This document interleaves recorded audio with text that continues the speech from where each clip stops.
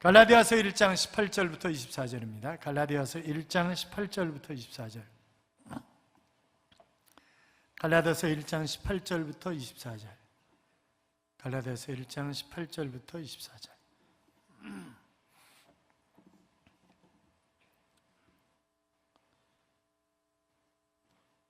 신약성경 302쪽 안에 있습니다. 교도하겠습니다. 제가 18절 있습니다. 그 후 3년 만에 내가 게바를 방문하려고 예루살렘에 올라가서 그와 함께 15일을 머무는 동안 보라, 내가 너희에게 쓰는 것은 하나님 앞에서 거짓말이 아니로다. 그리스도 안에 있는 유대의 교회들이 나를 얼굴로는 알지 못하고 같이요, 나로 말미암아 하나님께 영광을 돌리니라. 아멘. 같이 인사합니다. 주의 이름으로 잘 될 것입니다. 더 잘 될 것입니다. 끝없이 잘 될 것입니다. 아멘. 연휴이기 때문에 수없이 많은 사람들이 들로 산으로 해외로 갔는데, 이렇게 하나님 앞에 예배드리는 일이 가장 귀한 일로 알아 주님 앞에 예배드리기 위해서 나오신 여러분, 하나님이 여러분에게 이번 주간 좋은 주간이 되게 하실 줄로 믿습니다. 세계 3대 테너 가운데 한 사람인 호세 카레레스를 여러분 아시죠? 이 사람이 1987년 라보엠의 주역으로 공연하던 중에 쓰러졌습니다. 병원에 실려갔는데 백혈병이었고 결국 그는 사형 선고를 받은 것입니다. 하나님 앞에 간절히 기도했다 그러죠. 하나님, 제가 지금까지 저를 위해서 살아왔습니다. 이제 하나님을 위해서 살아갈 수 있도록 저에게 한 번만 기회를 주십시오. 그러면 제가 하나님을 위해서 저에게 허락하신 달란트를 가지고 영광과 찬양을 돌리겠습니다. 끊임없이 하나님 앞에 기도했는데 하나님이 그의 백혈병을 치료해 주셨습니다. 별로 기분이 안 좋으시군요. 할렐루야. 하나님이 치료하셨다고요. 그래서 백혈병 재단을 만들어 가지고 그가 얻는 모든 수익금의 반을, 50%를 그 재단에 기부를 하고 끊임없이 이 환자들을 위해서 몸부림치고 애를 쓰는 것입니다. 그는 이렇게 얘기를 합니다. 저는 제 자신을 위해서 노래하는 것이 아닙니다. 나를 치료하신 하나님, 그 하나님 앞에 영광과 찬양을 돌리기 위해서 저는 하나님을 찬양하고 있을 뿐입니다. 그렇게 이야기를 한다는 거죠. 사랑하는 여러분, 여러분의 가정이, 여러분의 일터가 잘 되시기를 축원합니다. 잘 되셔서 그 삶의 현장을 통해서 하나님 앞에 영광과 찬양을 돌릴 수 있기를 주님의 이름으로 축복합니다. 여러분, 우리가 지금까지 본 바울이라고 하는 사람은 철저하게 유대주의자였습니다. 율법주의자였습니다. 그런데 그가 다메섹 도상에서 부활하신 주님을 만나고 송두리째 그의 인생이 바뀌게 되잖아요. 그것은 정말 극적인 만남이었습니다. 그가 준비한 것이 아니었습니다. 그는 철저한 유대주의자였고, 그래서 하나님 앞에 충성하는 것이, 예수 믿는 사람들을 잡아 족치고 죽이고 하는 것이 하나님 앞에 영광을 돌리는 것이라고 생각했던 그런 사람입니다. 사람들이 전하는 그런 말을 통해서 또 심지어는 순교를 당하는 그런 사람들의 모습을 보고 그가 감동받은 것 아닙니다. 다메섹 도상에서 내가 만난 주님, 그 주님 때문에 그의 인생이 송두리째 바뀌어버린 거예요. 사울아, 사울아, 내가 어찌하여 나를 핍박하느냐? 두 번씩이나 생생하게 자기에게 말씀하시는 그 주님 앞에 그는 굳건하게 엎드려 있었습니다. 주여, 뉘시니까. 여기 주여라고 하는 퀴리에라고 하는 단어는 바로 구약의 여호와 하나님, 그런 의미의 단어입니다. 그러니까 지금 자기도 모르게 사울아, 사울아, 네가 어찌하여 나를 핍박하느냐라고 하는 것은 지금 하나님, 제가 언제 그렇게 얘기를 하는 것입니다. 주여, 뉘시오니까. 나는 내가 핍박하는 예수라. 그는 그 시간 온전히 하나님 앞에 깨어지고 부서지고 그러면서 하나님을 만나게 됩니다. 그리고 30년 가까이 그의 일평생을 송두리째 주님 앞에 들여서 충성하는 그런 삶을, 하나님 앞에 영광과 찬양이 되는 그런 삶을 살아가는 것을 우리가 성경을 통해서 그의 서신서라든지 역사를 통해서 확인할 수 있고, 그를 싣고 간 그런 배는 유럽을 살리는 그런 배였다라고 하는 그런 이야기를 들을 정도로 그는 정말 대단한 일을 한 복음의 일꾼이었습니다. 사랑하는 여러분, 나는 네가 핍박하는 예수라. 나는 못못이다. 에고 에임이라고 하는 그런 표현은 이미 출애굽기 14장에서 바로 모세가 하나님을 소개하라고 할 때 저는 무엇이라고 얘기를 해야 됩니까? 그랬을 때 나는 스스로 있는 자 아니라 에고 에임이 같은 의미의 그런 표현입니다. 바울은 그의 모든 서신에서 자기가 돌아설 수 있었던 것은 바로 다메섹 도상의 사건이다 하는 그런 이야기를 하면서 이제 예수님을 받게 했던 그런 자기에게 빛의 광채로 찾아오셔서 만나주시고 새로운 사명을 허락하신 하나님, 그것은 내가 인간에게 아니면 내가 배운 것도 아니고 그런 고백을 하는 것을 우리가 지난번 갈라디아서 1장 11절 12절에서 확인을 했었습니다. 이렇게 기록이 되어 있었죠. 형제들아, 내가 너희에게 알게 하노니 내가 전한 복음은 사람의 뜻을 따라 된 것이 아니니라. 이는 내가 사람에게서 받은 것도 아니요 배운 것도 아니요 오직 예수 그리스도의 계시로 말미암은 것이니라 그랬습니다. 여러분, 내가 지금까지 공부했던 율법, 내가 지금까지 그렇게도 섬겨왔던 유대교, 그런 모든 것들을 송두리째 내려놓을 수 있었던 것은 바로 예수 그리스도를 만나고 그에게 받은 복음이 가장 고상하기 때문에 다른 모든 것들을 다 배설물로 여길 수 있었다 하는 그런 고백을 하는 것을 우리가 보게 됩니다. 뿐만이 아니라 내가 만난 예수께서 나에게 할 일을 주셨는데 그것은 바로 데살로니가전서 2장 4절에 보면 오직 하나님께 옳게 여기심을 입어 복음을 위탁받았으니, 뭘 위탁받았다고요? 복음을 위탁받았다고요. 우리가 이와 같이 말하면 사람을 기쁘게 하려 함이 아니요 오직 우리 마음을 감찰하시는 하나님을 기쁘시게 하려 함이라 그랬습니다. 그러면서 복음을 위탁하셨는데 이방인들에게 복음을 전하라고 주님이 나를 선택해 주셨다고.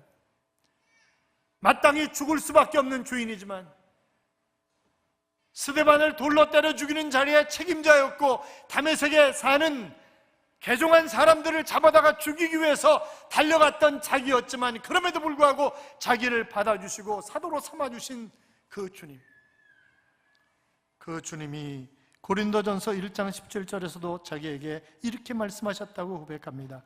그리스도께서 나를 보내심은 세례를 베풀게 하려 하심이 아니요 오직 복음을 전하게 하려 하심이로되 말의 지혜로 하지 아니함은 그리스도의 십자가가 헛되지 않게 하려 함이라 그랬습니다. 끊임없이 사도행전 20장 24절도 마찬가지고 끊임없이 주님이 자기를 부르신 것, 복음 때문에 생명 있는 복음 때문에 나를 부르셨다 하는 그런 고백을 하게 됩니다. 그래서 그는 일평생 복음을 전하면서 하나님의 영광을 위해서 정말 멋진 인생을 살아간 것입니다. 사랑하는 여러분, 이왕이면 가장 행복하고 가장 아름답고 가장 멋진 인생을 살아가는 여러분들이 되시기를 주님의 이름으로 축원합니다. 그것은 하나님의 영광을 위해서 살아가는 것입니다. 뭘 위해서 살아가는 거라고요? 하나님의 영광을 위해서 살아가는 거라고요? 그러면 내가 열정을 가지고 하나님의 영광을 위해서 살아가기 위해서 우리는 무엇을 해야 되는 것입니까? 그것은 철저하게 훈련의 시간을 먼저 가져야 합니다. 뭘 가져야 된다고요? 훈련의 시간을 가져야 된다고요? 여러분 보세요. 바울이 이제 다메섹으로 끌려갑니다. 그리고 아나니아에게 기도를 받고 눈이 멀었던 것이 비늘같이 벗겨지면서 그가 눈을 뜨게 되었습니다. 그리고 그는 아라비아 광야에 가서 3년 동안 훈련을 합니다. 하나님과 나 사이에 깊은 영적인 교제를 통해서 복음이 무엇인지, 내가 해야 할 일이 무엇인지, 세상 속에서 내가 과연 어떻게 살아가야 하는가를 철저하게 훈련받는 시간이 바로 아라비아 광야 3년의 시간이었고, 그리고 그는 다시 다메섹에 돌아와서 복음을 전하는 그런 모습을 우리가 보게 됩니다. 그래서 18절에 보면 그 3년 만에 그랬잖아요. 자, 사도 베드로를 만나기까지 3년이라고 하는 시간이, 그가 처음부터 사도를 만나기 위해서 제가 변화되었습니다, 제가 정말 이제 하나님의 일꾼이 되고 싶습니다 라고 한 것이 아니라는 거예요. 자기는 3년 동안 아라비아 광야에서 훈련했다는 거죠. 여러분 보세요. 믿음의 선배들 가운데 훈련되지 않은 사람이 어디 있어요? 요셉 보세요. 하나님이 그에게 어마어마한 비전을 주셨습니다. 그러나 그 비전을 이루기까지 그가 어떻게 했는가 여러분 잘 알고 있잖아요. 보디발 장군의 집에 노예로 팔려갔습니다. 그는 그 장군의 집에서, 여러분 생각해 보세요. 그는 채색 옷을 입고 형제들 가운데 부모의 사랑을 독차지하면서 살았던 그런 사람입니다. 그가 노예로 사는 것이 쉬웠겠습니까? 그러나 하나님은 꿈을 주셨고 그 꿈을 이루기 위해서 그가 먼저 훈련되어야 됐기 때문에 바로 노예의 삶을 통해서 철저하게 섬기는 훈련을 받게 하신 것입니다. 여러분, 얼마나 노예가 멋졌으면, 아니 주인의 아내가, 보디발 장군의 아내가 자기야 이러면서 나하고 같이 좀 놀면 안 되니? 너 끊임없이 너 나하고 놀면 일평생 편하게 지낼 수 있는 거야. 뭐 어떤 말로는 유혹을 안 했겠어요? 그런데 내가 하나님 앞에 범죄할 수 없다고 단호하게 거절하잖아요. 그 여인을 통해서 자기 컨트롤을, 자기를 조절하는 그런 훈련을 받은 것입니다. 내가 나 하나 제대로 감당하지 못한다면 어떻게 민족을 이끌어 갈 수가 있겠어요? 그렇잖아요. 그래서 하나님은 철저하게 그 자신의 훈련받아서 자기를 컨트롤하는 그런 훈련을 시키시는 것을 볼 수 있어요. 그가 감방 안에 들어가죠. 억울한 누명을 쓰고 감방 안에 들어갑니다. 얼마나 억울했겠어요? 얼마나 분이 났겠어요? 그러나 최선을 다해서 일합니다. 그러니까 간수가 죄수들을 다 요셉에게 맡겨버리잖아요.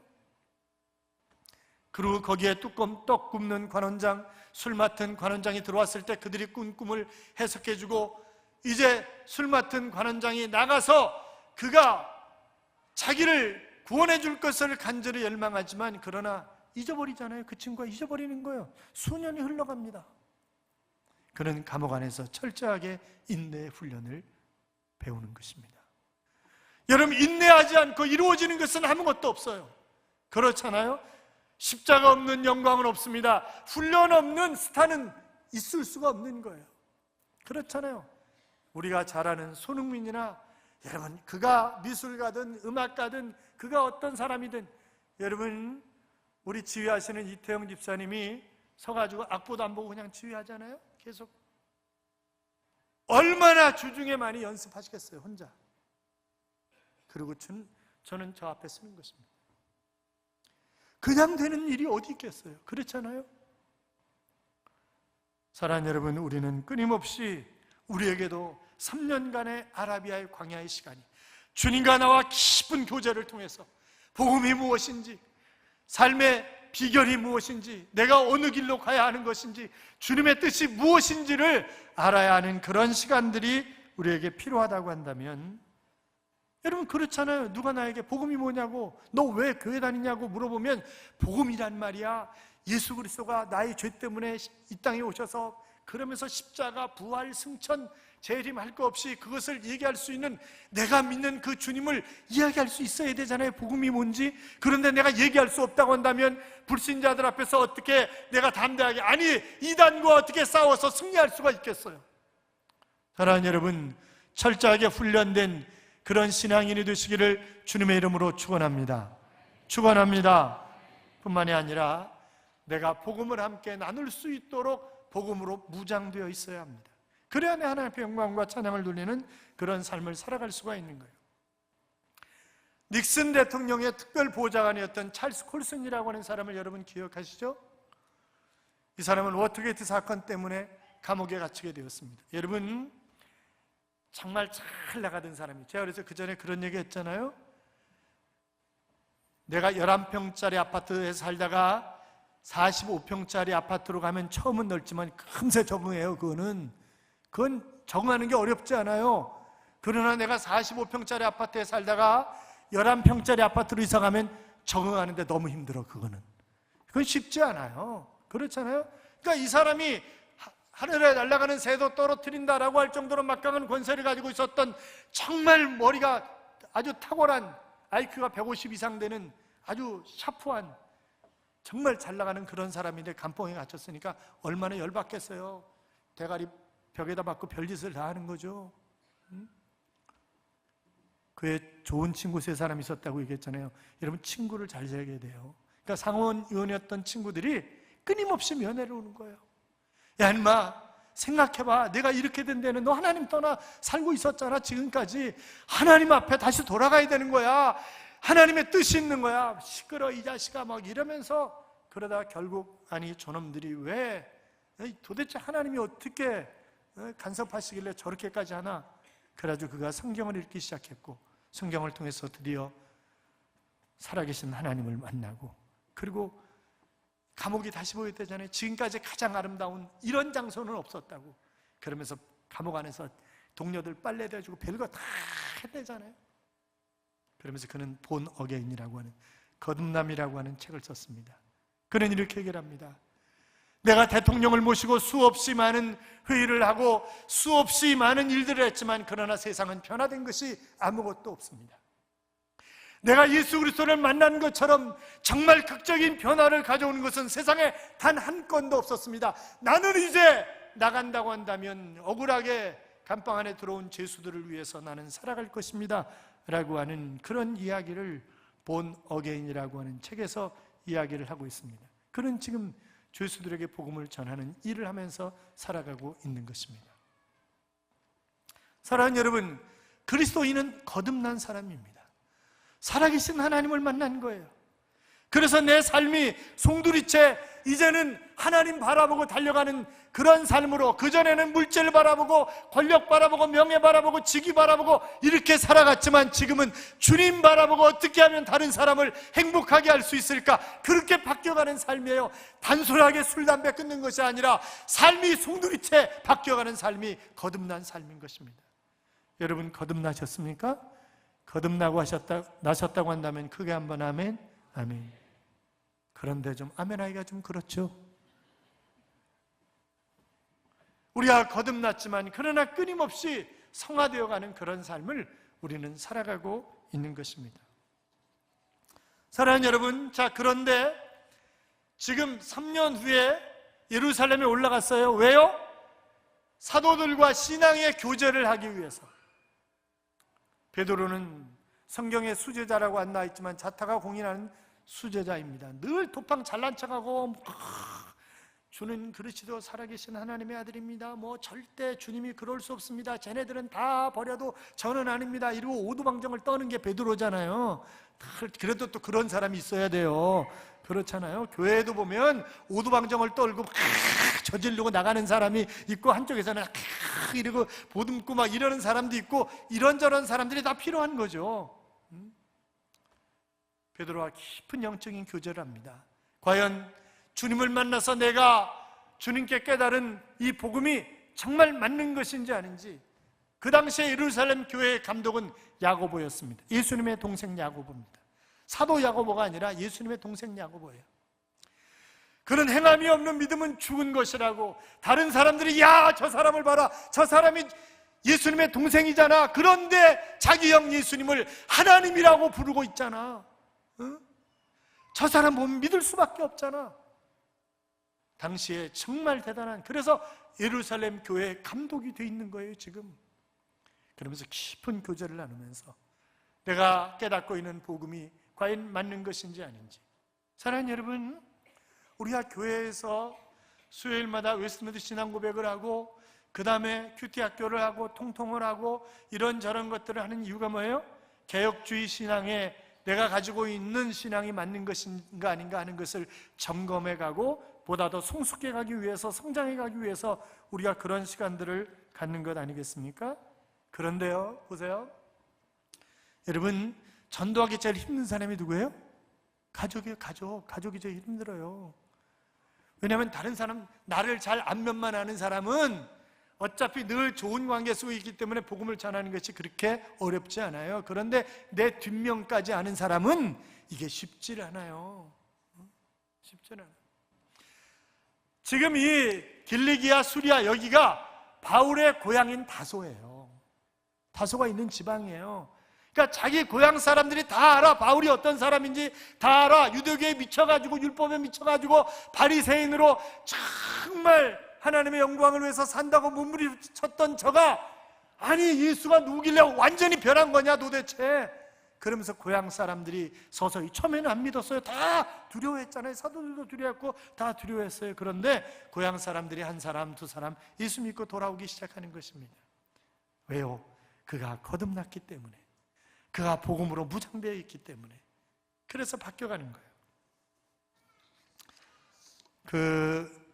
언젠가도 말씀드린 기억이 납니다만, 문산읍 장산리에 가면 장산교회라고 있어요. 장산리교회라고.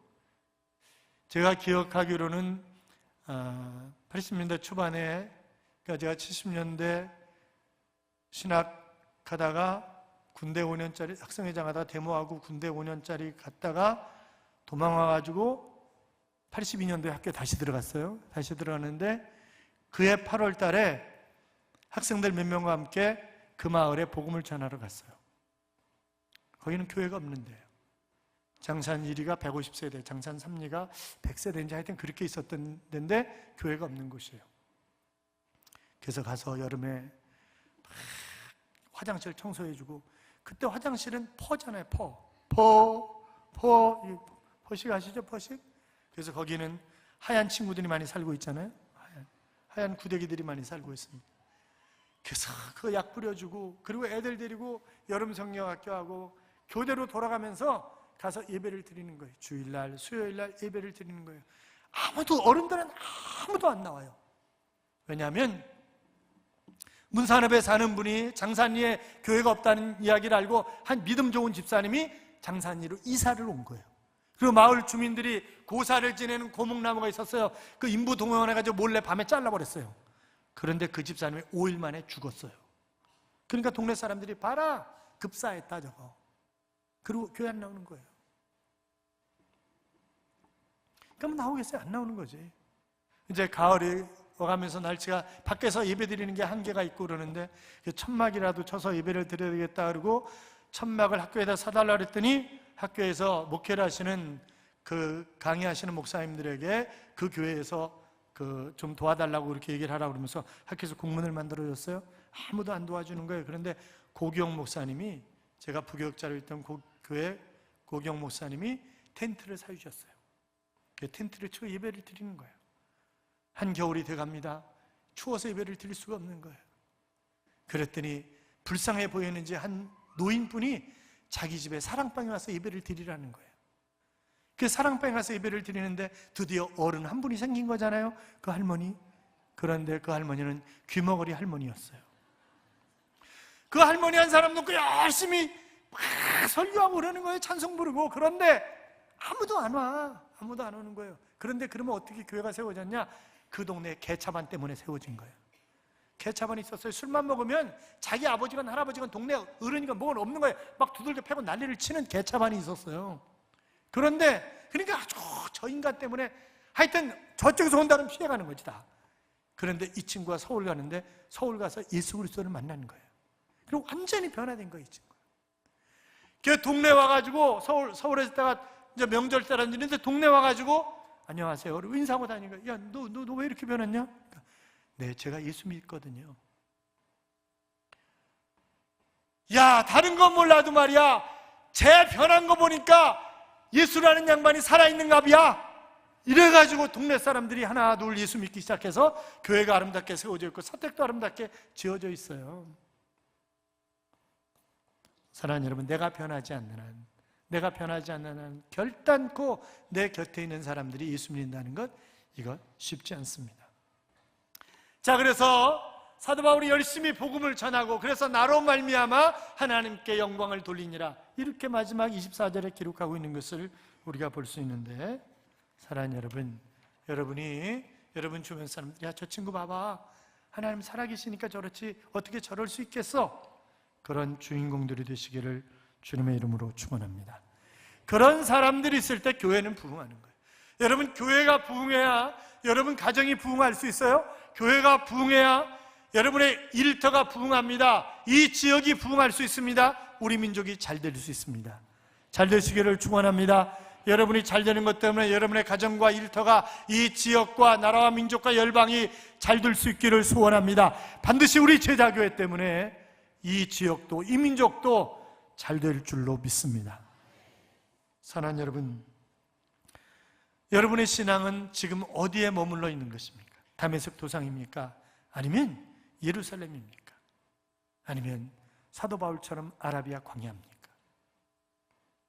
내가 정말 철저하게 훈련받고 복음으로 함께 나눌 수 있도록 무장이 되고 그 복음을 전하고, 그래서 여러분의 삶이 하나님 앞에 영광과 찬양이 되는 그런 삶이 될 수 있기를 주님의 이름으로 축복합니다. 이런 찬양이 있죠?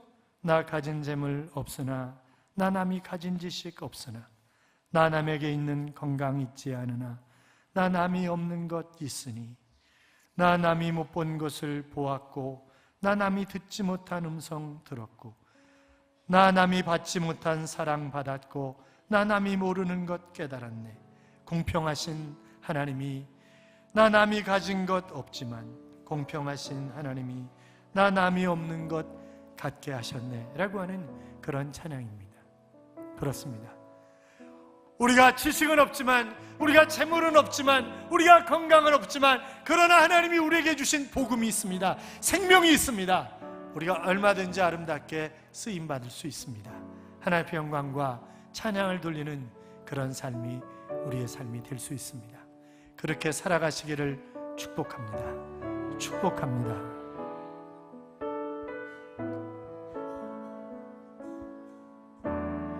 나 가진 재물 없으나,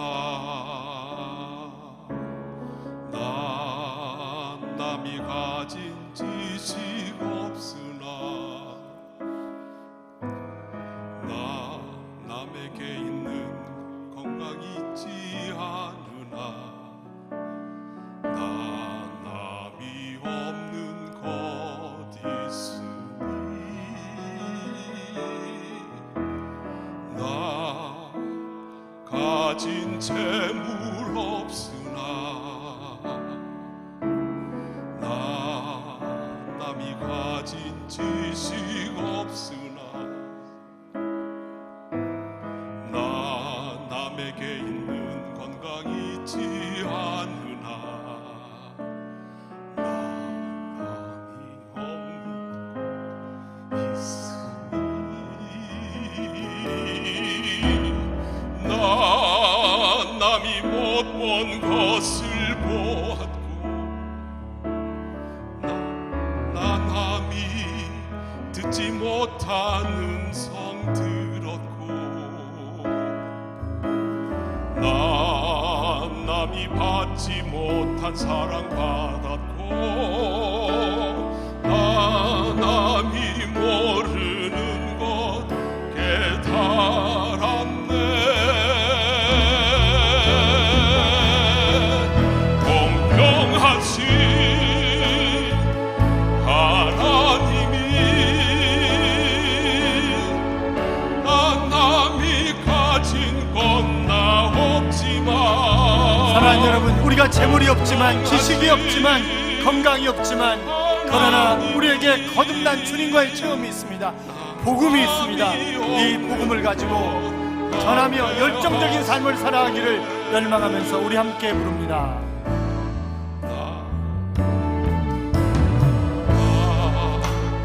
가진 재물 없으나, 나 남이 가진 지식 없으나, 나 남에게 있지 않으나, 남이 없는 것 있으니, 나 가진 재물 없으나, 나 남이 가진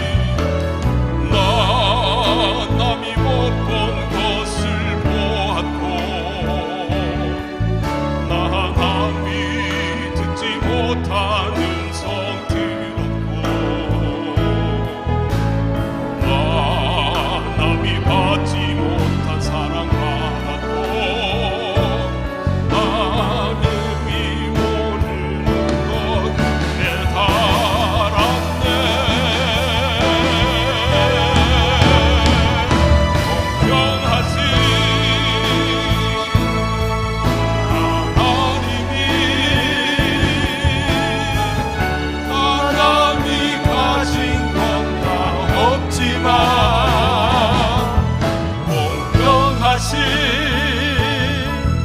하나님이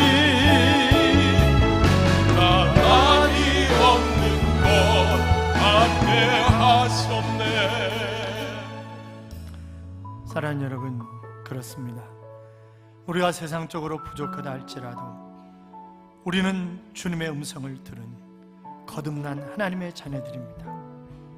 우리에게 복음이 있습니다. 물질이 필요하면 하나님이 우리에게 물질을 주실 것입니다. 건강이 필요하면 건강을 주실 것입니다. 하나님이 우리를 지혜롭게 하실 것입니다. 그 하나님을 증거하며 사는 아름다운 덕을 선전하게 하려 하심이라 그렇게 말씀하셨는데, 복음을 전하며 열정적인 삶을 살아가는 하나님의 자녀가 될 수 있도록, 그래서 우리 때문에 하나님이 영광을 받으실 수 있기를 우리 같이 기도합니다. 살아계신 하나님 아버지, 감사합니다.